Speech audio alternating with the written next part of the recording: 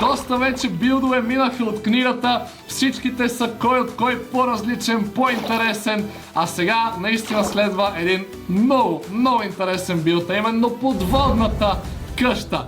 Това е подводно имение. Гледай колко стилно изглежда. Изглежда адски модерен начина, по който е построено, с тези огромни сферични стаи и остъклени отгоре до долу. Ето го входа, откъдето се влиза. И тук, разбира се, има воден асансьор.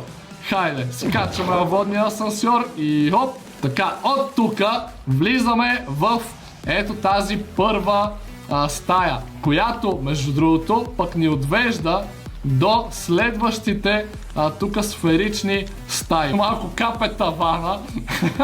Ами това са рисковете да си под вода. Може да видите, ето влиза се от тук между тези мраморни колони. Отвънка, като гледахме сферичните стаи, това е едната стая. Тук има разни работни места, там може да се съхранявате различни неща в съндъците. От другата страна го има същото нещо, ето.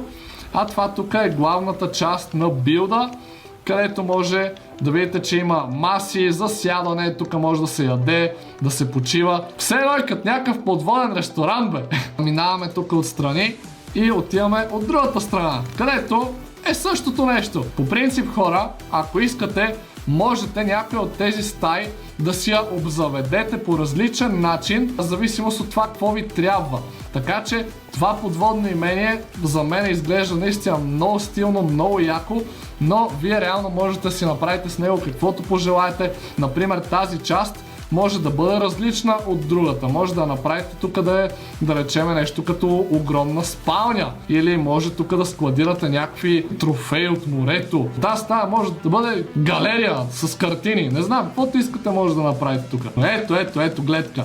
Може да видите навънка водорасли и тонове вода. Ами хайде да се качваме по асансьора нагоре. Опа! Леле! Къде ни изхвърли? Леле, къде ни изхвърли този асансьор? Опа, аз съм на креатив, какво говоря? Оф, и то дъжд.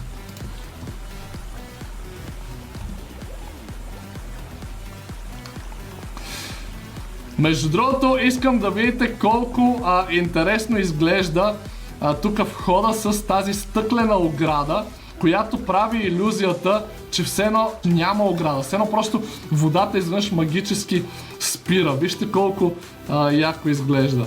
Друг детайл, който много ме кефи на този билд, е всъщност отгоре как има водорасли поникнали по покрива на подводното имение. Изглежда се едно, това е някаква ферма за водорасли отгоре. Я ви има отдолу как изглежда, бе. Точно под имението има множество корали.